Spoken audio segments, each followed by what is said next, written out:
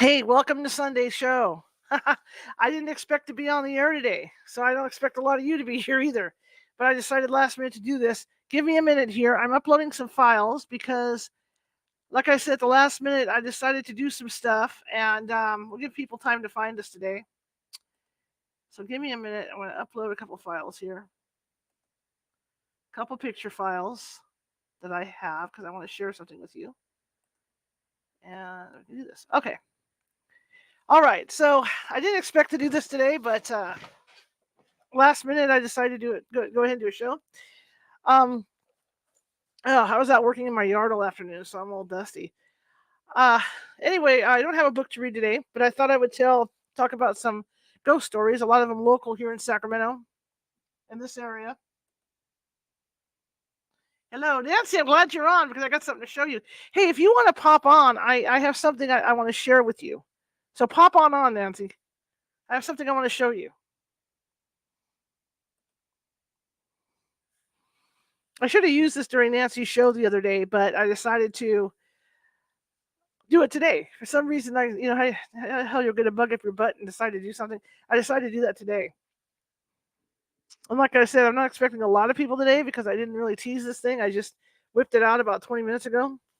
So give everybody about 5 minutes to get on, and hopefully Nancy will join me online really quick. She may not want to, but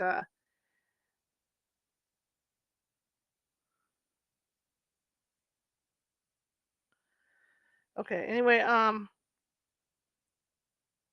on. Let me see if I can get her to come on with us.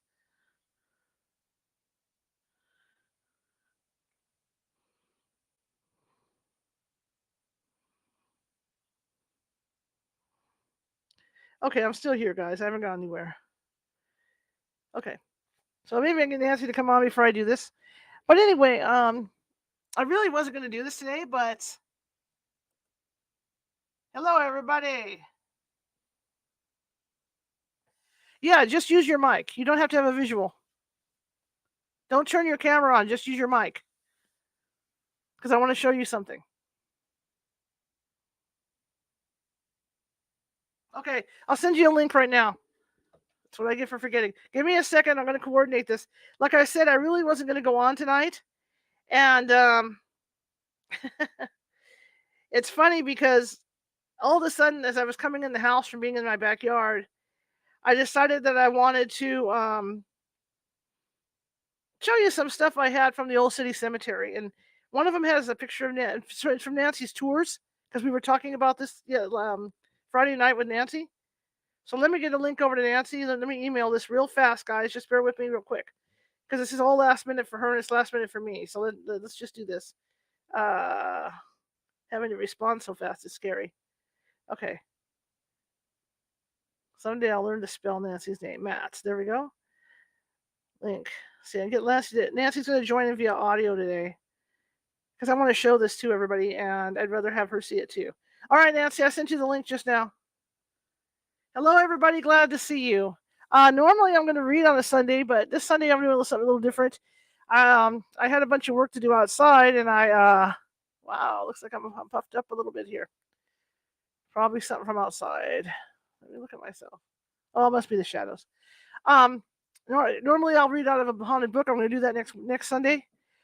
But today, like I said, I was going to work out in the yard and do some stuff. But while I was working out there, I suddenly thought I want to do a show. So I want to do it along the lines of what we were talking about Friday with Nancy. As I remembered, I had gone out to the cemetery on those tours with Nancy, and I had taken photos for the newspaper. And some of them were for the newspaper, some of them ended up being for me. And so I remembered these 3 photos that I took. One was during the day when I was out there with Karen Clark, another one of our psychics. And the other one,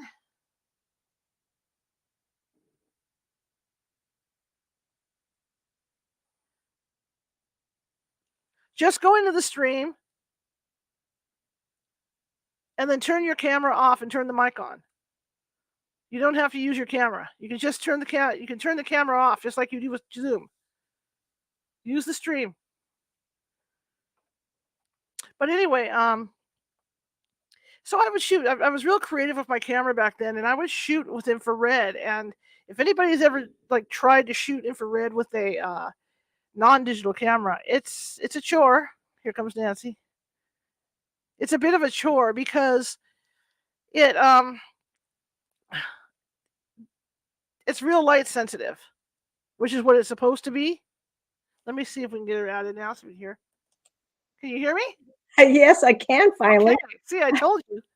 Anyway, Everyone. I'm sorry this is so fast. I apologize because I got a bug up my butt when I was out in my yard, literally. Yes. And Well, I've been cleaning house and I had a 2-hour client, so unfortunately I haven't been taking care of my appearance. there we go. But I was we were talking about the old city cemetery Friday night, Right? and I used to go when I went out there initially. It was for the newspaper, and then I kept going back on your tours because you had me hooked. And Mhm. so I started getting into shooting with infrared film in my camera. Ooh. And I was just explaining it. When you shoot with infrared, and it's not. I mean, the newer cameras now, of course you can buy those IR cameras and stuff. And back then they were real expensive. So the way you had to do it was that the film was so sensitive, you had to load it in pitch black. Okay. So you had to practice because otherwise you get your fingers all over it. Believe me, when you're trying to load film. If anybody's ever like used an old camera like that, it's not like digital cameras because you got to literally move. You got to literally take the roller, pull the tip of the film out, put it into the camera, put it over the roller in the camera, and then turn it to inch it over the roller. This is all in the dark for this. So you're doing this in pitch black. Then when you're actually shooting with it, you can't shoot with the regular lens on there. You have to have a filter, and the filter you use is really dark red when you shoot with it. And so it's hard to focus. So what I would do was I would focus and then I'd put the filter on so I could see what I was doing. And then you're going to shoot with the brightest flash that you have. Okay? So it's involved. And even when you get done shooting with it and having to take it back to the darkroom to process, you have to process it in complete darkness. My. So you have to take it out in darkness. You have to, you have to open the little film thingy in darkness. You have to load it onto the, because no, if anybody's never developed film, it's a fun thing to do, but it's involved because you have to take that film out of that little canister thing and load it onto a reel. And this is all done in the dark, okay? And then you have to be careful because you can't, if you get your fingers if you get your fingers on the film itself, it ruins the film. So you can only touch the edges. So you have to load it on this reel, and then if you don't load it smoothly, you're going to get wrinkles in the film as well. So Yeah. this is all done in the dark, right? So you're loading your film, and again with infrared, you can't have any light. So you have to pre-mix your chemicals, and they have to be a certain temperature. And then you drop it in infrared, and then you go through the whole process. And then when you have to move it to the cleaner and all, to the rinser and all that, you have to turn the lights off to do that as well. So it's really involved with infrared film. That's why a lot of like commercial companies, like you just can't take it to Walgreens or someplace to have them process it. It has to be done, it has to be done at like one of the big photo places if you're going to be using it. But it's a pain. But now I don't know what they use. I don't do that anymore because I have a thermal imaging camera, so I don't have to worry about it. But back then we didn't have them. But anyway, we were talking about the different graves out at that cemetery. When you were giving the tour, and I remember I got a shot at the Mayor Woolsey grave one night. Oh, okay. And I picked up Mayor Woolsey. Ooh. With the infrared camera. And I can send this photo. Will show where you're standing, where some of the tour people are standing. Mm-hmm. I just got whole herky jerky. Okay. And you'll see Mayor Woolsey. In fact, you can almost see pearls around her neck. Oh my gosh, that's how I saw her. So there we go. So over here, I'm going to point. If you guys can see my point, I don't think you can see my pointer. Nancy is over on the right. With the glasses. You can see Nancy's always waving her hand, so she's over on the right. Okay.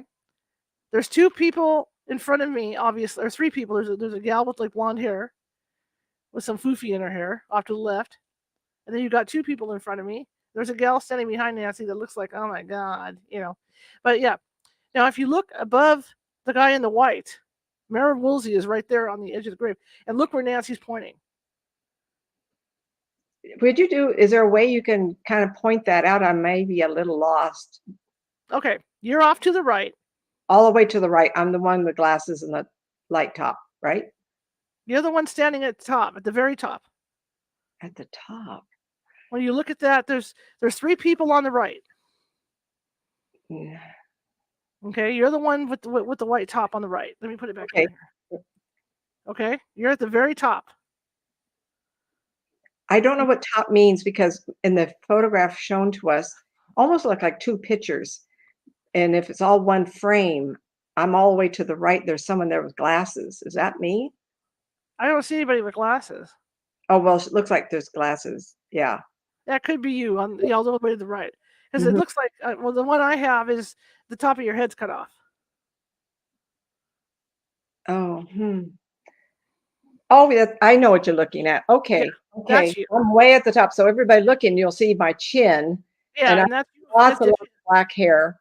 You're waving your hand. Yeah, I do that. Right. Okay, now follow the direction of her hand, and you will see straight to the left of Nancy across the tombstone. Oh, That is Mayor Woolsey. yeah. She's in the tombstone. That was shot. She said because you told me that she would sit. Let me put this up again. I only did it for a minute. My infinite wisdom. You told me because you would tell the tour people that she would sit on the edge of that tombstone. Yeah. And Hmm. there she is right there. Yeah, that's where I could see her. And Yep. she's got a little hat on. And if you could zoom in, which I'm not zooming in today, but because I just did this last minute. But if you get close enough on this photo, you will see like pearls around her neck. Wow. But if you look down and you follow that down, all you see there's no there's no bottom to her. Just her head. Hmm. It's just her head and the top of her torso, and then there's nothing after that on the bottom. It just fades out. No, that's amazing. But that was done with infrared film. Oh, that's it. So that's Mayor Woolsey. So you've Yeah. never seen that photo, see? No, I forgot I had that. Today suddenly it hit me. Hey, I've got this photo of Mayor Woolsey. I just see what I see, and you're lucky enough to catch it at the time that Yeah. was happening. That's Yeah. amazing. That's pretty Kind of cool. it's kind of Pretty wondering how we can do that. Yeah. You know, how does it? I can see with my eyes and also with my mind when I do something remote. Now I have another one where we were walking around the crypts, and you pointed out that somebody was walking in between the crypts. And this is not with infrared film. This is just with my SLR camera. Now this is what you guys have to bear in mind. I didn't have a Mavic or digital camera at this point to pick up like dust orbs and stuff. Okay, I didn't have a camera like that. It was all SLR, real good quality SLR. And this is what I picked up, where Nancy said that there is someone walking between the graves, or between those things. There it is. There's a lone orb there. Oh. Huh. Right where Nancy said it was. Well, on I remember investigations where I'd be remote calling in, and I would tell you where to put the camera. Yeah. But this is at the cemetery. It's at I the guess, cemetery, right? I wish we could have done this with every place I was pointing to, but in a home, it's a little bit more confined and easier. When you get out here and all the elements, this is really kind of exciting. Yeah. Mm-hmm. So I picked that up. And that was on one of your tours as well. Now I also had the thing happen where that you said there was a lemon tree. And what was funny is we got over there, my mother and I, my mother who's sensitive, and before you even said anything about the lemon tree, she says, "You know what? I smell lemons." I said, "What do you mean you smell lemons?" And then Nancy comes out and says, "Well, there was a hanging tree over here, and there was a lemon tree, and yada yada yada yada yada." My mother smelled it, but the weird thing was that the camera I was using by then I was using digital, and the camera I was using where the side where you said the hanging tree was. Every time I would try to shoot a picture on that side, the camera battery would die. Oh. But when I would step over like 4 feet to the right, the camera was fine. I like that. Yeah, so that was really weird that night. Now I went out there a few months later with Karen, and it was during the day. And this is you're gonna like this. It was over. They actually have a monument. It's a fountain to John Betancourt Mhm. out Mhm. there. So we were sitting around the monument and just kind of taking a break out there and just chit chatting. And I happened to take a photo of Karen. Check this out. Oh, someone was with her. Someone's with her. Now, could it be Mr. Betancourt? I I don't can't know. I can't tell what well, the thing is everybody you can sit at any tomb and somebody else walking around through the cemetery could join you. Is that Right, necessarily what that person is that person. right, right. But who knows? Because we were right, right at that area where Mr. Betancourt hangs out. Mhm. Mhm. And So this Karen, is where the fountain is? Karen's a smoker, but Karen wasn't smoking that day, so I know it wasn't smoke. Oh, I love that. Yeah, so we've gotten some cool things. I'd like to think it was Mr. Betancourt coming to see me I would like to think that, huh? because we haven't, because I used to go out there all the time and I knew him and all that. The audience may not or the people who are listening may not be aware that John Betancourt had asked me to start cemetery tours in '96, uh, to supplement their incoming funds to rebuild the broken headstones from vandalism. Hmm. And so a lot of years of doing these tours, 5 to 6 a year for 6 years, only ending with his own death. And he got kidney cancer. But he admitted to me that he did believe in the afterlife because of what I was doing for him. Oh yeah, I just wish that I would have thought about going up to you, like you say, and saying, "Look, I picked up some things on my camera. Why don't we come out here, even without doing a tour, and just come out here with that camera and see what we can, pick Would up?" whenever I move back to your area, Yeah, we could do that just for the we go day, back just for out the there fun and of see it. what we can do. I wouldn't mind using that film again. It's a pain, but I still, I have it dark enough in here I can develop it still, so it's not a big deal. You I know, still have that would be a to develop really it. fun project. Yeah. I think we ought to plan it. Yes. To go I'll back get out there and do get that. my RV some air in the tires, the next trip down, maybe we can make a trip. Yeah. Yeah. Because I still have the equipment here to develop it. And it used my dad used to laugh because I had to dry the film, and the only place I could hang the film to dry it was his bathroom. So we Yeah, had fans I going. do that. He'd go in there to use the bathroom, and I'd have like 5, 6 rolls hanging there in the shower. If someone wants to do an investigation, they ought to just do your house. We do your house. You know what? We could do your house with that infrared film. I My wonder how house is crazy, man. I many mean, people would show up, some right? of the promo videos I would shoot here with Monica, and I would pick up voices on the EVP. I mean, on the film. Well, they always say you shouldn't do your own residence, but I Well, think yours would be I really don't care. I don't care. But yeah, it's just interesting, and all those years, I forgot about these pictures for some reason today. They just popped in my head, and I thought, hey, well, I'm gonna try and process it. In fact, when I walked in here, it was like 10 minutes to 6, and I was trying to get these photos offline to get them, so I could get them up to show them to you guys. But it's interesting. Mayor Woolsey, in fact, I want to tell a quick story here because I got really, man, I'm not going to say what TV show was here in Sacramento, but there was a popular TV show that came to Sacramento, and they wanted to. There was some, the history. I think the history museum in Sacramento. I don't know if it. I think it's in the old Sacramento has a trunk of the Woolseys, Oh, okay. I think I know this. Go ahead. and this person, and I'm not going to say who it was, decided that I forget if they wanted to take some of the stuff from the trunk and go over to the Woolsey grave, or what they Ooh, wanted to do. I just know it really irritated me because like the way you told the story, this gal was just minding her own business, sitting there waiting for a kid or whatever. So I ended up calling the history museum to complain when I found out what the plan was, and they never went over there. So I don't know if the city kiboshed it or what, but I oh, know it really seriously. upset me because why would you go disturb such a peaceful grave?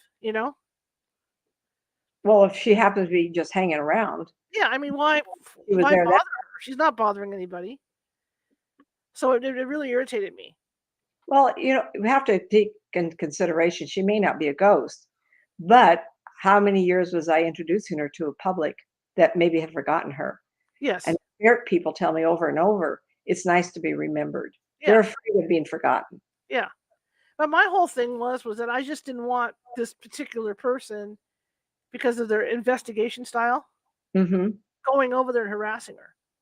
Ooh, That was my issue. that's legit. And they never went. But I mean, I called in. I told them who I was, and I said, "Look, I know you don't have to listen to me or anything, but I've known Nancy Matz for years, and I was throwing names around." I'm like, you Name know, drop. Go ahead, just according name to, drop. according to her, this one, this soul is peaceful, and all this is, all this, and I just think it would be a bad idea to let that particular investigation team go in there and harass her. And they never did. So I'm just thinking either it ended up on the cutting room floor, or they just didn't get access, to go in there after her. Yeah, I can't tell. I don't know. But yeah, so I probably have the only ghost photo of her, Oh which my is god. kind of cool. I always want to get the guy up on the telephone pole. That always fascinated me. I was always shooting. I have all these pictures of the telephone pole, and everybody laughs at me. There's a lot of I wonder, you're making me remember how many times had I seen ghost still attached to the obelisk of a dead relative. And there was two that really bothered me. It was a young man that got hurt in his knee, and his father didn't take care of him, and he died. The father died and leaned up against it's right to the you enter the front, you go to the left. It was kind of like Mhm. on an angle, and it was quite strong, 6 foot tall, and he was leaning there, and it looks like he's been grieving. And in the back was a woman of Mediterranean look, and she had had twins and died with them. And so they're all buried together, and she's outside of her tomb Mhm. standing there. So there was a few places where, gosh, it's almost like I can remember real clearly. Gosh, we stopped doing that when, oh 01, oh 02? Yeah, something like that. Look how long it's been. I still see pictures in my mind of that. Would be fun. I don't know if we would get permission from the cemetery to do that again, but wouldn't that be fun to redo some of I those? have it memorized. I mean, I can take people through and go, yeah, there's a guy that sits over here and he's waiting for his family to come back. Uh, just the stories like that. That, Oh, that, there are that a lot of you those. I'm I have surprised. memorized. There's so many out there, and I don't. That somebody told me that they're not. That somebody else is running it or something, and it's not like I could be wrong, but I heard somebody say it's not as pretty as it used to be. Oh, I'm so sorry. The Victorian part of it, because they had these. I mean, it was gorgeous. It was like a Sunday trip you could take and have a picnic out there because it was so beautiful A lot of people did. with all the flowers. I mean, it was just gorgeous out there. I haven't been out there in a while. I I was think out there probably like 2 years ago, before COVID. that, Bettencourt's wife, after he passed away, they used to have committees that go out there and fixed it up. Yeah, we used to. My team used to do that. Or did you? Yeah, Mhm. we were responsible for like 20 graves, 20 Yeah, plots out there.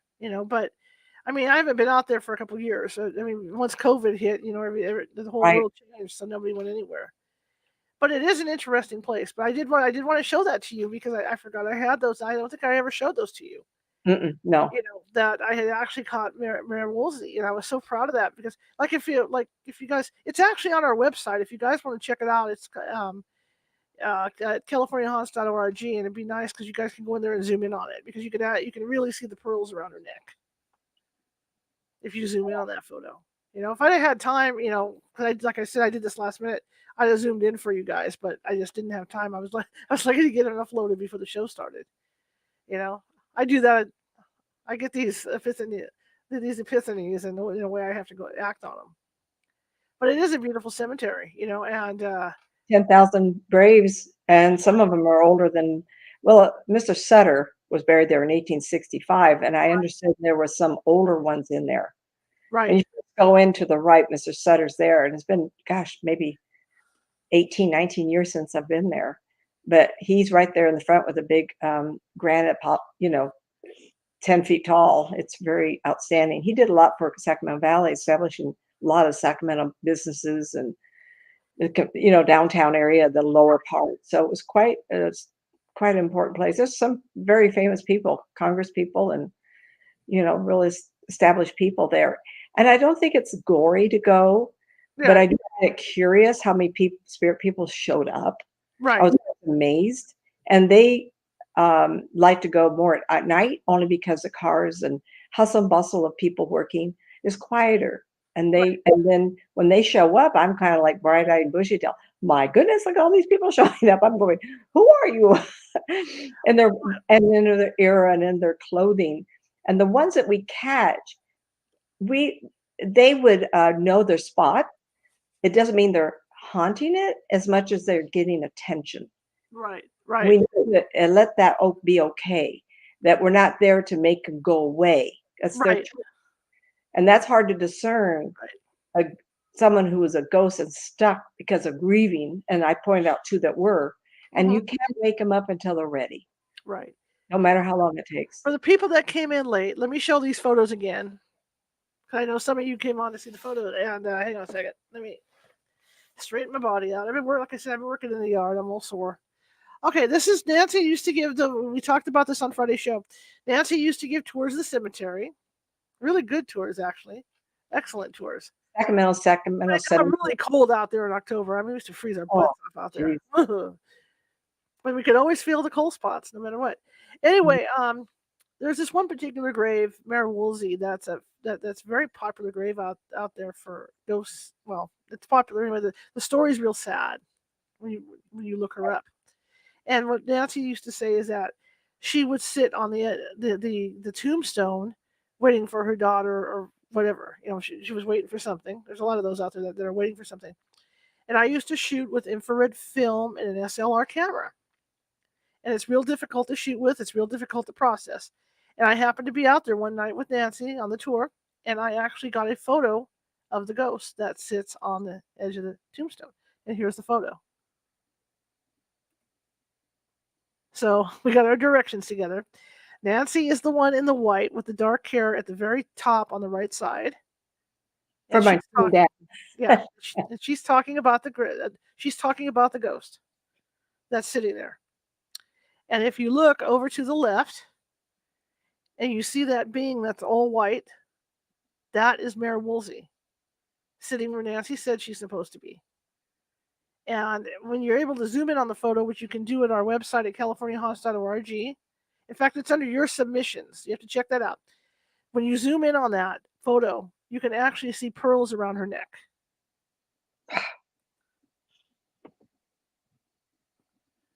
Which is really cool. And again, this was shot with infrared film with an SLR camera. This is not a FLIR. This is done with a handheld SLR camera back in the old days when I was brave shooting photos. But that is Mare Woolsey. And that is Nancy waving her hand around like she does, explaining about Mare Woolsey. All right. My hands together, I will speak. The other one I had was it's not with infrared, but Nancy had been telling us about the people, the dead folks that were walking amongst the graves, and we were around where I guess tombs, I don't know what to call them, the tombs are. And I happened to snap this where Nancy said, "Well, there's a gentleman coming towards us." I happened to snap a lone orb coming towards us. You can see it coming down the middle. And this is not with a digital camera, so you're not getting any of the stuff that is dust or anything like that digital cameras pick up. This is shot with an SLR camera. So that's the core of him. And he's projecting because I'm looking at him. Mm-hmm. My life force touches him and he's showing me a silhouette of what he looked like. Mm-hmm. A lot of times I can get a lot of detail. Like I said the other night, it's very tiring to do this because I'm using my life force to embrace the form of these people as they project it. This is the core of who this individual is. Mm-hmm. Mm-hmm. So yeah, like I said, you have to understand that this is not a digital camera. This is an old film camera that I'm using with infrared film in it and the filters that I had to use and all that good stuff. So this is No CGI there. yeah, it's not there's no CGI or Photoshop or anything on that. So I picked that thing up. Went back a third time, but it was during the day with Karen Clark. Because at the time, you know what happened is this is years after you had given the tours, so we were trying to talk the cemetery committee into letting us do tours again. Okay. And so I said, "I'll tell you what, I'll take Karen Clark out there, and we'll see what we what she picks up.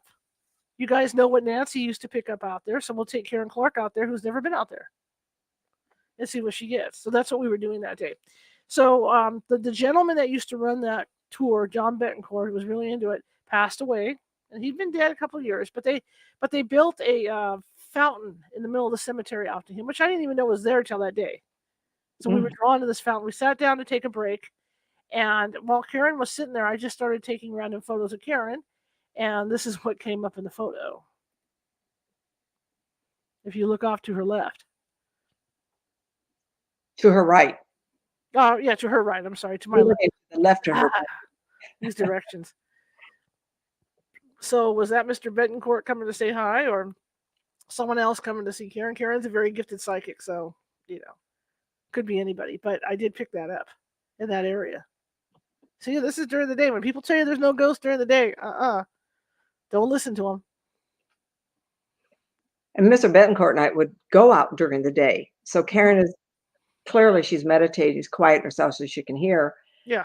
And I'm just a fireball. I have, not the moment, but usually I have a lot of energy. So I've been doing this for so long, I just turn a switch on. And I use my life force to seek out whoever's nearest to me. So during the day, can you imagine when it was 100 degrees and more, downtown Sacramento, middle of July, then August, and then September, we'd be out there 3-4 hours while I'm telling stories of the different people I'm picking up. And then he wouldn't tell me if I was right. He'd only tell me the night of the tour. And I never knew. And clearly I was doing good enough because he kept asking me back. Well, But the interesting thing, with Karen and her personality, like you say, like she'll meditate, get real quiet. But when she ended up like when I would do like the conferences and get her out in cemeteries at night, yeah, she was like you. I was shocked. well, Over here we have blah blah blah blah blah blah blah blah blah. I had to chase her around the cemetery. But it was cool because with Karen, she's just so quiet and you get it. she's that outgoing for that kind of thing. Yeah, and it's much easier at night. But I had to come up with the stories. He would say, "Let's go down this road," and you go on near a stone that has a story. You see the spirit person, they're telling you. Well, so next time someone wants to try what Nancy used to do, go down to the City Sacramento Cemetery, 10th and 13th, or 10th and 10th, Broadway and 10th. Yeah, Broadway and 10th. 10,000 stones. Now go in there, look around, find a stone that has a story to it, tell somebody, and then research it. And I did that for 6 years, 5 and 6 years. Yeah. And I do all that story finding during the hot part of the day and the coldest of winter. And then we'd come back at night. And of course, then I'd be more jazzed up because it'd be cooler. Right. And it was really hard, but it gave me a lot of insight to what's possible if you don't have fear. And I tell my clients, students, that having a fear of not being able to will hold you back from getting the answers. Because I always said there's going to be someone there or there's not going to be somebody there. And that's the way I do it. Do I have fear? Absolutely. I have to say, can't have that now. Someone said, if you don't have stage fright, then you're not going to do a good job. And my theory is I can't worry about it. I have to surrender to the process. Right. And I just let go. And people then say, well, Nancy, don't you protect yourself? I have such a high faith in survival and the divine. I'm not rattled. Right. I don't get rattled. And not spirits get afraid of me. I did a house investigation in Tucson, Arizona, and the spirit person said, I don't like you. You're going to make me go away. And I says, I'm not making you go away. I'm just here to find out if you're a good one or a bad one. Yeah. That's all there is. The other thing I forgot to add yesterday, because I forgot too, when you were talking about the parking lot that's across the way from that cemetery, by that store, how the bodies had been over there one time. Right. Well, some of the bodies haven't been moved What's that? I was told, some of the bodies haven't been moved either, because I was told when they built the Broadway that some of those bodies are underneath there still. Oh, wonder why they didn't bring them back. I don't know, but that's what I was told, that you're technically walking over bodies out there when you're crossing the street. Holy Toledo. Don't hold me to it, but that's what somebody told Well, me. Betancourt did find out the baby had been moved, so I'm sure a lot of them had been. Yeah, and there How much might be some that they just didn't find. Who knows? But I who mean, yeah. And then the other thing that was funny was that my mother told me this too, is that after you die, your fingernails keep growing. Oh, absolutely, that's because your skin shrinks. And she said when they moved some of those graves and they had to open the caskets to move them, they had like these hella long nails. I'm not positive that happens, maybe, but I know that the flesh shrinks, Yeah. and so the fingertip shrinks back and the cuticle shrinks back, which makes your nail look like longer. The other thing too, is my father mentioned is that some of the ones I don't know if it was here or somewhere else he heard the story, but because they were under trees and it was damp, from the roots, Oh. that some were really well preserved because of Ah, that. usually that's with arsenic, with apricots Yeah, trees. maybe that's what it was. Yeah, because that's what my father told me. Yeah. They're well preserved. So it's creepy. My dad There's a funny story about my dad in that cemetery too, because he used to my dad was a mail carrier for years and he used to have Lamb Park as one of his routes. Oh. And so he would do like the other side of Broadway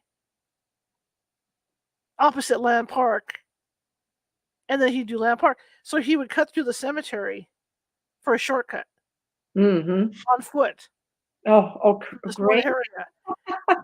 Your big old dad, he Yeah. wasn't afraid, was he?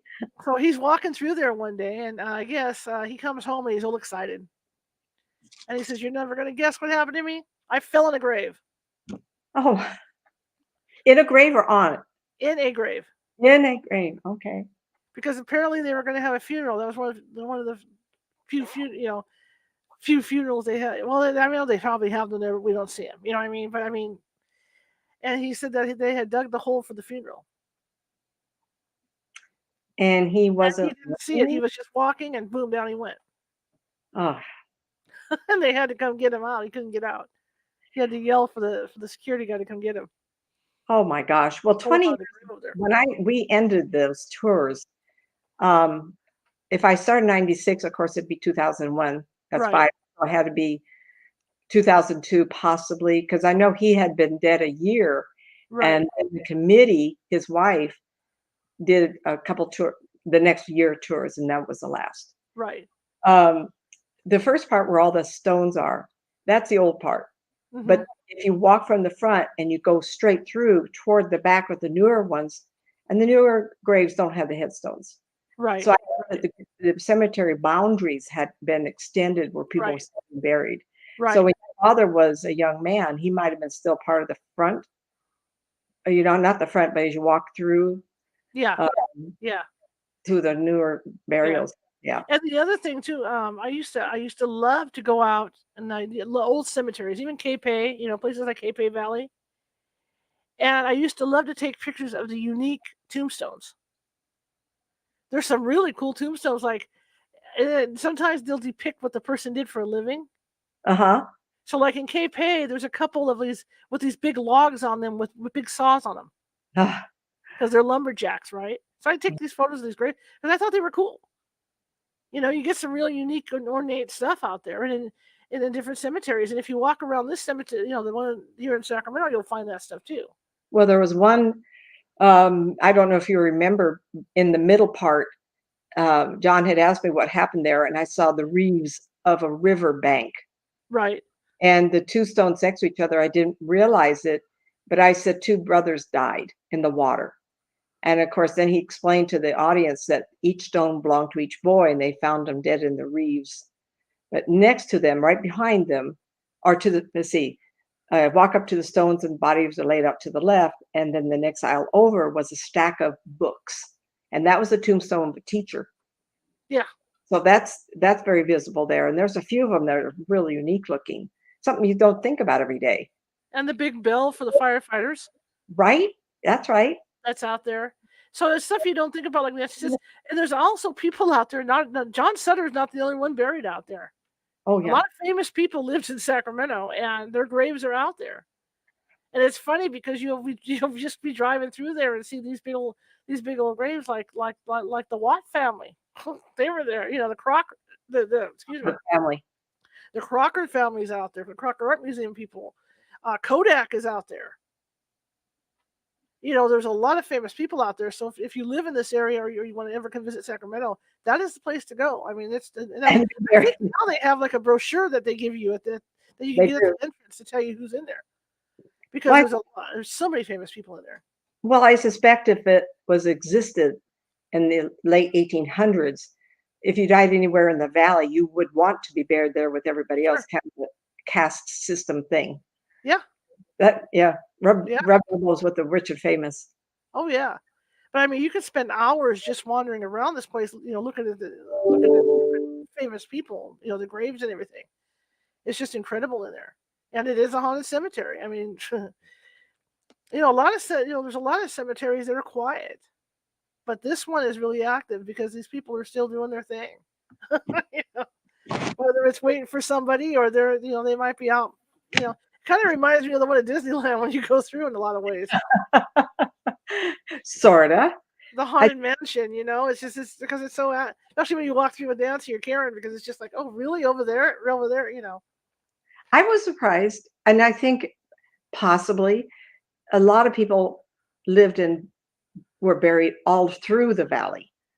Hmm. And some people, if their heaven was how they live, they're going to stay there. But I was always amazed when we started the tours. I would find the spirits at the stones, but there'd be lost spirits walking around who weren't part of the cemetery. And I used to think, don't they have something more interesting to do than watch us watch them back? Think Interesting. about just think about that. Yeah. And they would come in and the crowds would get bigger. I'm not sure. Maybe they thought they would be recognized. And a lot of them were because I point them out. Right. So maybe It's, them that's interesting. I don't know. but I know I've been on investigations where, you know, I've had the dowsing rods out, and I'll say Placerville when I was doing the hangman's tree one night, and Mm, they were lining up in the street right? just to come in and talk with me. So I don't know, maybe they're just lonely and they want to feel that energy again or what, you know, what the deal is. But I remember I spent hours one night just talking to them, and then if they wanted to cross over, helping them out or whatever. But it's just like they were. I remember Karen running in, going, "Oh my God, you're not going to believe it! They're lined up down the street." Mhm, So mhm. I don't know what that's about, Or somebody used to tell me when I used to go to the city cemetery to work on to plant flowers and stuff that I had a conga line of people behind me. Don't you wonder? Because they could feel your energy knowing that you would be able to see them or hear them. I guess, yeah. And I think that's possible. They're not gonna be around somebody who doesn't have a big bellow of energy that would be soft enough for them to penetrate to get to you. Something to do with our life force. Like I Carol said, Ann. and I Carol Ann from Poltergeist. That's it. no, like I said, when I was doing rescues for a while, the spirit would find me, and I Right. couldn't figure out how would they find me? Well, I had the interest to help, so I would glow a different color, or my energy would be bigger. So we attract them to us also Hmm. because you're very intuitive. They knew that, and I suspect people listening know that they're intuitive or not, and they've Right. had feelings of people being around them. Right. So those are those people in spirit, knowing that you could possibly see or hear them. It's not a sad thing. They have egos just like us. They're real people without flesh hang on them. So they go, "Wow, I wonder if I get somebody say hello to me." You know? And then I remember after the first tour I took with you, and I remember I wasn't into this stuff like I am now. And I remember going back to that cemetery and being spooked because I knew where all the ghosts were. Oh, huh?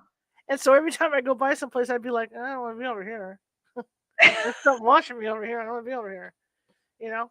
But then as I got more into ghost hunting, I start gravitating back and stuff. And that's when I got smart and I knew that the only ticket to be ghost hunting and stuff was having the psychic by your side because they could see them and I couldn't, so it was cool. Um, we stop and think about it. We wonder what spirit life is like and why would you stay around? And we were talking the other night about people in their own time, in their own timeline. So some of these people that we may be seeing are living their life in their time, like turn of the century ladies, pretty dresses and whatever, whatever. And then if there's a ruckus, a bellow, or a lot of psychic energy going off, like at the cemetery with 250 people. That's a lot of breathers. Yes. And so the breathers are generating heat and body energy. So the spirit goes, well, what is that? So they fall out of their time and come to our time where we Right. are, because they want to see what's happening. It's like going to a restaurant, but in behind you hear noise, a lot of clatter. You go, I can walk through the restaurant, but I want to see what's going on in the back because it Right. sounds like a party. That's the same with spirit people. Right. And I also think too that people that don't realize, like I always say, is that you're born with psychic abilities. And then over the years, if you don't use them, they kind of go to the back burner in your mind. Right. Hmm. And I think these people on the tour, there's people on the tour that obviously don't realize they have abilities, and so that's what's drawing them out. It's not only Nancy being on the tour, directing the tour, it's these other psychics as well. So it's like a bunch of, like Nancy says, there's a bunch of little beacons out there in the Right. night. And it's a big one when you get together that many people. Yeah, Boing, boing, boing, boing. you know. And it is interesting. I mean, even the coal spots. I mean, I thought the whole thing was fun. If you remember the story I wrote, it was sarcastic because I was just like, yeah, okay, here's a bunch of people running around with their Just palms extended down. We're trying to feel coal spots in October, But you do, and believe it or not, it could be 30 degrees outside, and you're going to feel lower temperatures if there is a spirit person there. I mean, you're going to feel it even outside. I mean, it took just a few trips out to figure that much out, and then the more I've done this, the more I realize it. Like my house, man, the cold spots come flying. I mean, it could be 90 degrees, it could be 80 degrees on the furnace, and something will come flying by, and I can feel it. You I know, like that we got to do a guest investigation of your house. I mean, it would be kind of fun. a lot that goes on in my house. You also with that neighborhood is an established neighborhood. So you have 30, 40 years worth of people, of families and deceased family coming back and visiting. My whole Yeah. place might be an investigation, right? Well, yesterday my producer was over, and I don't know if she set her car keys down or what she did with her car keys, but she couldn't find her car keys. And I had grabbed my keys and we were getting ready to leave the house to go shopping and couldn't find the car keys, looking all over the place. Reached in my pocket, there they were. Oh my. I don't know how they got there. I have no clue. I don't know Oh, if I I like moved that. up and shoved them in, or if somebody put them in my pocket. But there Well, they were. that's fun. I like So that. stuff like that all the time here. Stuff will disappear. You set something down and you're looking for it forever, and all of a sudden it pops up somewhere in an obvious place. That's just how it is here. It's my relatives. They're helpful. It's all good. As long as I know it's them, I'm all right. It's like I Right? always tell you guys. I can always tell when I go on an investigation and it's one that doesn't belong here because they don't act the same. When you go on a vacation, I'm what was sorry, that again? investigation. I'm tired tonight. Investigation. If something comes home with me, Oh, yeah. I can You can tell tell when because it doesn't belong with you. it doesn't act the same as the ones I have here.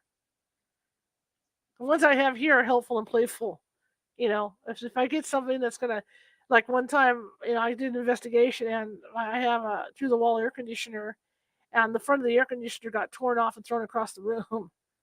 Ooh. I know it's not one of mine. Or if something gets thrown, Mhm, I mhm. know it's definitely not one of mine because mine won't do that. That's not their MO. So then right away, my poor neighbors, I'll open the windows up. These new neighbors don't know me that well, but the old neighbors that were here, the ones on either side of me, and I'll just be like, "Get the hell out of my house." You're yelling? Yeah, I'm yelling out the windows. I got the doors and windows open. And I'm yelling at the dead people to leave me alone.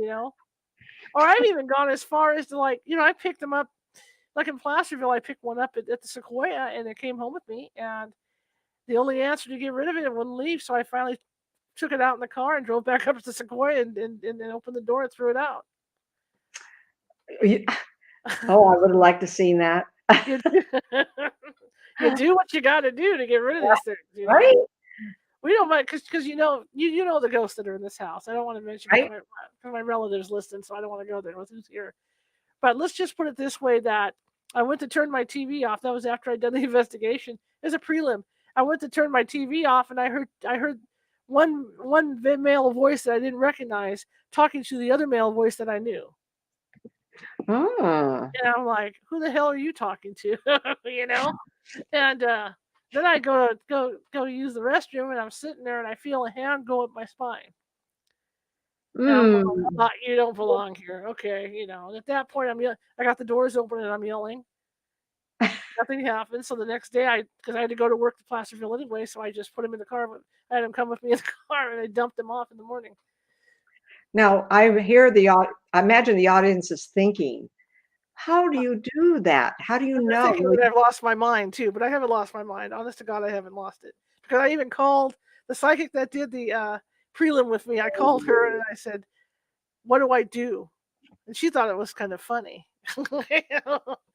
But yeah, how do you do that? It's just if you got an attachment like that, they're gonna go with you anywhere you go anyway. So you might as well just take them, and then they're more apt to, after what I found doing this stuff is that if you bring something home with you, they usually stay around for 2 or 3 days, and then they realize they don't belong there, so they take off on their own. Oh, uh-huh. But when you get one like that, sometimes you have to physically take them back. Then once they get back to where they're supposed to be, they realize, oh yeah, I'm home. They recognize Yeah, familiar. Mhm. so they'll leave. But sometimes, it happens. It happens with investigations that they decide they like you. I like that you're talking about this because I think the audience would go to a place of saying, how do you control or request or demand someone to do that? Mhm. You have to be civil with them, but you Yes. have to have strong energy. I Yes. know you don't belong here. You're gonna get in the car with me, we're gonna go home. And they don't know any better. They're bewildered, they're upset, and they will hear you, hopefully Yes. the same language, because we have a lot and even in 50, 150 years ago, we had a lot of different languages. Hopefully, they will get the gist of it. But they're curious just like we are, and Yes. I I am always amazed that there's so much interaction, Right. but yet a lot of my clients, including this afternoon, the spirits go other places. And they can enter time and they can be a tourist anywhere. And Right. I'm kind of surprised that there's so many hanging around. And Right. then someone said to me, there's more people alive today than all of history. And then I would say, well, I don't know how many generations, pardon me, how many civilizations we had. But if we're not careful, once someone's going to run out, we'll start all over again. Right. Right. Right. So we do have enough souls, enough people. Right. Right. Yeah. But you can, like I said, you can tell, like if you have a certain type, a certain group that's in your house that's there consistently. I have an agreement with mine. Don't I know you're here. I know you're here. Don't scare me. And you can pretty much tell if something comes home that doesn't belong there right Right. away. You can tell pretty much. Well, it's just a uneasy feeling in the house. You walk through a cold spot or you get Mhm. brushed up by something, you go, "Wait a minute. Mm. Who are you?" The hell are you? Yeah, why are you in my house? But a lot of the time too, for ghost hunting too, what another thing we do, which is funny, and my ghost hunters at first they find it funny, but then they realize that I'm doing it for a reason. The second we step out onto the porch of some place, I'll just say, "Hey, you don't come home with me. You stay here. You don't belong coming home with me. This is your place to be." Set boundaries. Yeah, you set your boundaries, and then you more than likely they won't follow you out. But I mean, or we'll even get in the car and do it. We'll just say, "Hey, if there's anybody in the car with us, get back in the house. You don't belong with us in the house." Mhm, Because mhm. the last thing you want is something that doesn't belong in your house taking a cruise home with you. But you know, it happens though. You can't avoid. If you're a ghost hunter and you put yourself out there, it's going to happen. Mhm. I think that's about the best advice is to set up your parameters. If you're going into a place where they've had a lot of activity, Yeah, you're not just finding if mom and dad or grandpa and grandpa are there, is just kind of make it clear. I call it standing my ground. You yeah, may not know at all times I've done it, even on the phone. I kind of make my presence known. I don't know how I do that, but I come in with a force. I come in with strength versus yeah, weakness. And a lot of times people want to fess with me, but I think we all have done that. I was talking to a friend one day, and she and I are getting into lost souls, for lack of a better word, and attachments. And she said, I think you have a man with you. And I had to really examine myself. What you do is you just relax and you go through your whole body with your mind and cover it. And I did find something. And I gently just pulled him off of me. And I said, who are you? You don't belong here. Go away. And they do, because they're not used to someone talking to them that way. Right. Right. Uh, the other thing too, I've noticed people who have astoundingly different kinds of personality changes that are not their own. Then you can say, wait a minute, I'm not like this. Who's Right. on here? Right. Getting drained, too tired, personality change, things that pop in your mind that not you. Mm-hmm. There's a lot of things going on, but don't call us for that analysis of you personally. You have to have some help, because it's one thing for me to pull somebody off of you, which I've done during other, wasn't with Char, it was Port Orange Paranormal. One of the fellows had picked up something in the house, and I saw it, and I just pushed him off of him. And there's one thing to do that versus somebody who needs a spirit that is joined, and then they go through a personality change. That person needs therapy. So even though we're talking about it lightly, it Right. can be a serious matter. So I'm not going to answer 50 calls the next couple hours. Do I have an attachment? You have to know there's one. You have to recognize the issue with your person and seek out either a counselor, hypnotherapist, or someone like me for evaluation on why you allowed it to join you. Mm-hmm. Mm-hmm. There's a big difference here. Well, that's another reason why we don't allow investigators to go out when they're sick, if they're not feeling good or anything like that, because it's easier for them to attach. Mm-hmm. Mm-hmm. I call it a crack. Yeah. They got a little snag in their peripheral energy field. And once someone in the spirit says, they're weak, I can get in there easily and stay there.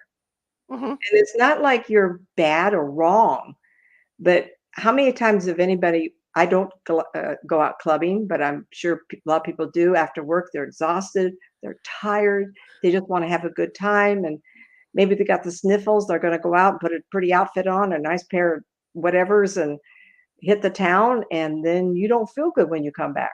Guess what? Someone's sucking the rest of you up. You got to take count of how you're really feeling. Oh, shoot. You'd be surprised how exhausting, if you take what I call a psychic hit, how exhausting it can be. Oh, you just told me about one that happened to you. We won't say who was doing that to you, and it was really obvious because you knew the person. Go ahead. So I took this hit, and I was down. I could feel my stomach flip. Mm-hmm. So I knew right away what had happened. I went ahead with my day because we were doing a post at a very haunted location. And I went ahead, finished it off, went to dinner that night, party, not party, but, celebrated because we finished the case off and all this. Went home, and all of a sudden I was so exhausted. I slept the whole next day and part of the day after that. And then I Mm-hmm. came out of it. It can drain your energy so much that you don't want to get up and function or anything. So you have to be careful. But I call them psychic hits. Yeah, yeah. It doesn't happen very often anymore, but every once in a while, because sometimes I'll let my guard down and forget, to set myself up with protection around me. We're talking about someone purposely trying to divert your attention or get to you that's living. That's living. Yeah. Psychic hit.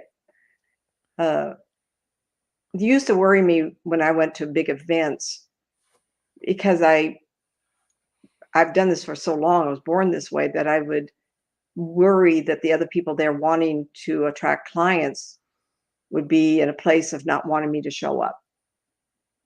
So I kind of felt that, and you can always call it the evil eye feeling, or you walk around and you feel like someone's looking at you real strong. Those are the people also that can give you one of those hits. Yeah. And they can suck that right off of you, and you have to heighten your life force to be a walnut shell while you walk around or do whatever you do. Yeah, You have to do it absolutely. and Absolutely. thoughtfully do it, not Absolutely. second to second. And I thought, I go, nobody, don't you touch me. you know. So it's through practice and just think about it. And like I said, I hope that I word this correctly. It's whether I belong to a religious group or not, I have faith that I'm being protected, that I'm doing good, Right. that the people who are meant to read from me, get my reads from me, or do a tour, those who need to be recognized are meant to be recognized. Right. And Right. because of that, like I said, the spirit's going to be there or it's not. I'm going to pick up who I do. I don't question it. You have to trust that what you pick up. And I had a wonderful opportunity to. Um, I hope we have a little time here. I'm taking all Yeah, your. go ahead. Go ahead. That's fine. So how I always was that way. I had a chance to move to Tombstone, Arizona, next door to in Sierra Vista, and work at a Tombstone location. It was really a lot of fun. I read people for a whole year, and part of them was from the military base in Sierra Vista, and it was a military base where a lot of people were trained to go into a territory without being seen, without being, and then there were some that were trained to go in as military jeep convoys.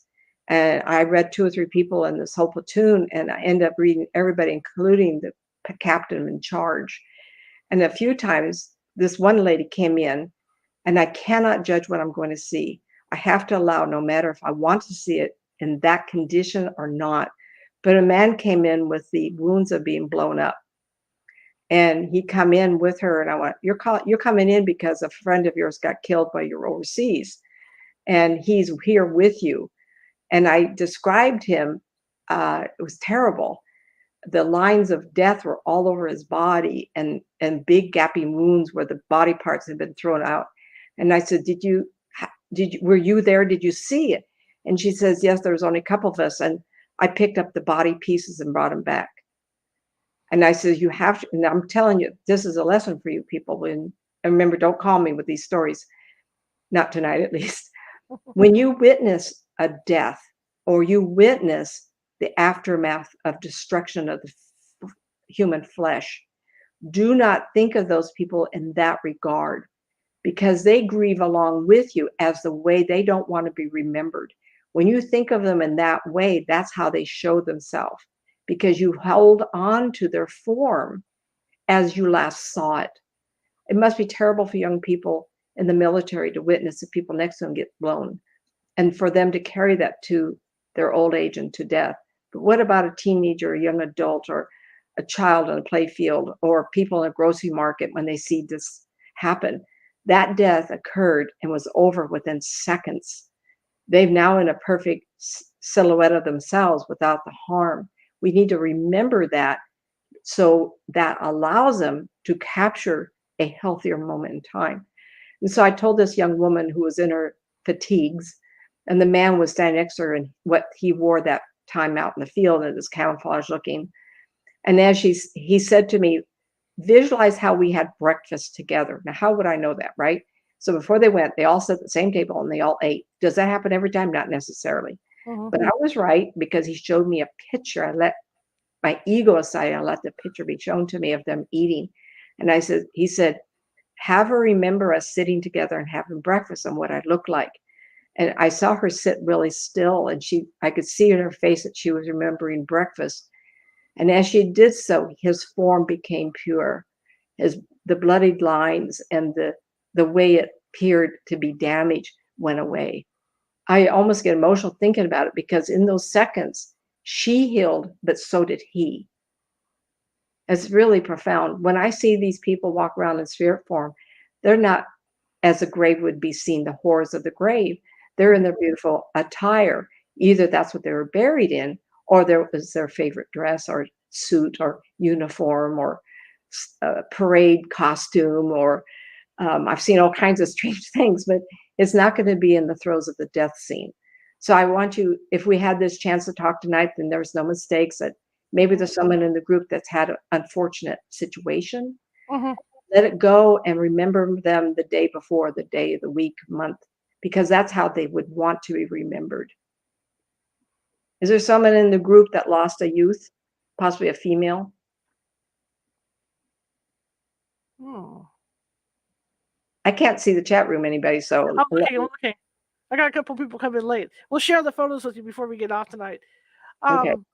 Yeah, I don't know. I'm trying to think. Maybe someone will listen to this. So when we get over, because this is so spontaneous, make sure that we kind of write a little something in there to show what this hour is about.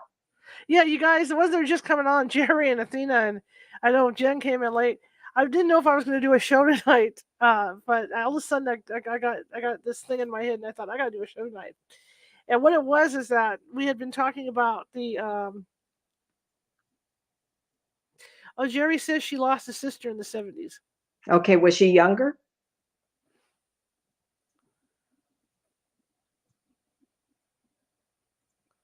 I'm waiting. But anyway, while we're waiting for an answer. I'm being told that this is that there was a young spirit woman that someone would show up to listen to this. So if the sister had seen her damaged in any way, she's supposed to let that Jerry go. says yes, she was younger. And how did she die? Did you see her damaged, or do you visualize her damaged?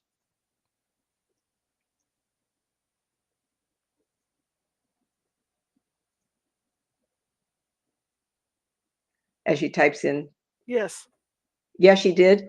Yeah. Okay, that spirit knew we were going to talk tonight, and she's supposed to let that go. Look how I worded it. It's important for the spirit to also be healthy. So when you think of her damage, then she has to produce that look. Okay, Jerry? Okay, that's on the spot there. All right. So what I did tonight essentially was that I got to thinking about what we talked about Friday night about this Old City Cemetery. And because I wasn't reading a book today, I was going to read next week. I decided to do something special about the Old City Cemetery because what nobody realizes is I took photos out there when I was first starting to get into ghost hunting. And I used to go, in fact, I went to like 3 or 4 tours that Nancy gave. And so I shared the photos because Nancy didn't realize or know or see this photo where I actually picked up an apparition that Nancy was talking about on the tour. And let's look at those one more time before we take off today. So for the guys that can't, for the people that came in late. Now here's Nancy. Nancy is the one over on the right with the what looks like a white flash, but this is infrared, so you have to remember she was probably wearing something darker that flashed up white. Flashed up white. That sounds terrible. I had the long black hair. Yeah. And the top of my face is off, and all you see is my chin. Yeah. And I was using my arm to point toward. Go ahead, Char, now.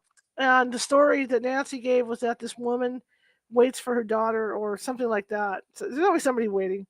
Yeah. And she sits on the edge of the tombstone. And so I happen to have infrared film and an SLR camera, not digital, but SLR. So this is film. And I happen to pick up the woman. And if you look over to the left, and I know this photos, it's going to go, wait a minute. If you look over to the left, you can see the white shape over there above where the two people are standing. And she's got an old-fashioned hat on. And the original photo, if you go on the website to check it out, californiahaunts.org, you can zoom in and you can see like a pearl necklace around her neck. And let me put it back down. Where'd it go? Okay. Yeah, and then Nancy's pointing right at her. So that was done with infrared. And that is Mayor Woolsey at the Sacramento City Cemetery. Yeah, this is hard to explain to people, but I see them not only with my eyes, but with my mind. And so I would say 80% of the ghost investigations I've done with her group and several others were by phone. And I keep my eyes closed and I project myself to a location, and I would tell the people where to point the camera or the equipment to pick up the spirit people. And of course, there's going to be more when you have a, oh my gosh, a sane asylum, a hospital, broken down school for wayward children or something, or other cemeteries, or the haunted town, Port Orange Paranormal in Florida, when you and I first got on with George Lopez. Right. I was walking through town and telling him what I was seeing. So it can be done both ways. It's very satisfying to be able to look around and see these people walk around and you go, holy tomatoes, all these people here are giving you energy to create your form, which benefits my being able to see you. Right. People can, but because I've done this for so long and trained myself, yeah, so this guy, I was looking there and I saw this man walking toward us. And so Shar, little punk that she was, she got that camera and went zap, want to catch me being wrong. And of course there is that spirit's right there. And what they do is I'm looking right at it. There's nobody around. So what you see is a core of him. So we call them orbs. Absolutely. But when I looked at him, he projected a form and my life force touched it and gave me a visual of what he looked like. Yeah, this is not, and I want to, let's make sure this is not a digital camera. This is done with a film camera, SLR camera. So there's no Photoshop or anything on this. So CGI there. That's yeah. liquid. That's a paper with liquid all around it. That's what you see is what you get. And I was surprised to get it. And then this other one, I was with Karen Clark, and we were actually trying to talk the cemetery people into letting us do tours again. That's after Nancy had moved away. And so they said, well, go around during the day. I said, I'll tell you what, I'll take Karen around and I'll write down where she gets her hits, and we'll see what she hits on and if it applies and what Nancy got and stuff. And they were real happy with that. So Karen and I were walking around, and we were drawn over to this area because there used to be this gentleman named John Betancourt who used to head all this up and back the tours. And they actually have a fountain in the middle of the cemetery that's dedicated to him. And for some reason, we were drawn there. I'd never seen it before, all the times I'd been there. And we actually sat around and we were taking a break. And I snapped this picture of Karen again with the SLR camera. And if you look off to her right, or her right, you can see that I picked up some ethereal mist. Wow, So right? Someone came to visit. Yep. Probably wondering what you guys were doing. Yeah. What are you here for? Again, I'd like to think it was Mr. Betancourt. I would like that. I You know? suspect you spent a lot of time there because at the time you were took this picture, you said that the grounds looked pretty well taken care of. Yeah. And over time now, it's been 20 years, perhaps they lost interest and it's not being kept up as nice. Yeah, I don't know. I haven't been back, but somebody told me it's not as there's not as many flowers and stuff in there anymore. Where they used to have the beautiful pink flowers and all that. It's just not there anymore. But don't hold me to it. I don't want to get in trouble with anybody. But I'm just saying, somebody, I forget who mentioned that with that cemetery. But anyway, guys, we didn't expect to bring Nancy in. That was a surprise, but it was because I had these photos and I forgot to. I don't think I don't know why I never told her about the photos that I got. So I wanted to bring her in to show her the photos, and so she's been here the whole time, which I thank you for. Well, how about that? You had the photos you were going to show them, and all of a sudden I had an idea to come into the show not knowing you were going to do it. Now, what kind of synchronicity is that? Yeah. Right? Just like the young woman, spirit woman talking to Jerry. Come on now, right? Wait in line. So it worked out pretty well. And again, we started at 6, so if you guys want to go back and hear the beginning, that's cool too. But I want to thank everybody for coming. I know it's Mother's Day. I hope everybody had a great Mother's Day. I was out doing yard work all day. And I'm about to go make dinner here after I upload this thing. But I want to thank everybody for coming. Next week, we will be reading. We will be reading from a book on Lizzie Borden written by our good friend Rebecca. Oh, man, it's like the last name just Pittman. I'm getting senile. So Rebecca Pittman has given us permission to read her Lizzie Borden book. So we're going to start reading that next Sunday. So that'll be our read. Tomorrow we'll be back at 6:30 p.m. with Shem Malquist, who is I believe he's a pilot, and he is really into air safety. So he's going to be talking to us about air safety and also what 5G is doing to the airports and the airplanes' communications. So we're going to be talking to him about that tomorrow. So that'll be a really, really good show. We got a great lineup of shows coming up this week. But I want to thank everybody for coming today. And of course, the usual spiel. If you like the show, share it with 5 people. If you hated the show, share it with 5 of your enemies. We're looking for subscribers on YouTube, and that's how we want to do it. Just share, share, share. If you're on YouTube and this is your first time here, or if you've been listening and you haven't subscribed yet, please subscribe. There's a little guy down at the right-hand corner that's a ghost, and he has a little Sherlock Holmes hat on with a magnifying glass. That's our little mascot investigator. click on that. We've got almost 250 videos over there, and they're all different topics, and they're all interesting topics. They're not all paranormal. So check them out, and I think you'll like it. Please do subscribe because we really are looking for subscribers and to build our numbers up. And I want to thank all our loyal listeners, anybody that's donated. I want to thank you guys. I really appreciate it from the bottom of my heart. Believe me. But and again, we're a team that goes out does ghost investigations, but we don't charge. We don't charge for our services, so we rely on donations so that we can get things done by equipment and whatnot, just like the show. I do it the same way. It's all on donation. All the equipment I have, the mics, computers, all that good stuff, the internet charges, everything all comes out of my pocket. And so I always need help to do that. So if you can find it in your heart to do that, I'd appreciate it. I really would. You can help us at paypal.me at California Haunts or Venmo and just type in California Haunts to do that. And if you go to our RSS site, you can actually hit the donate button there. There's a really nice donate page at Facebook. Anyway, I want to thank you all for coming. I will see you all tomorrow at 6:30 p.m. or 6:35, depending who comes in to see the intro. But I will see you all tomorrow. And don't forget, next Friday, Nancy's going to be on with us again, and she's going to be doing some readings. So that's one question for you guys to ask Nancy. He a question that's going to have a short answer, but it's one question for you to ask her. So don't forget about that. Nancy, thank you for coming on. All right. That's really fun tonight. For those interested in knowing who I am, I've been around 32 years, and this is my second career for 32 years, and Pacific Bell for 24. But my website is my name, Nancy Matz. Mm-hmm. My second website is my name, author, Nancy Matz, author. And keep in touch. Thank you. Yep. All right, guys. We will see you tomorrow. Have a good night. Bye-bye.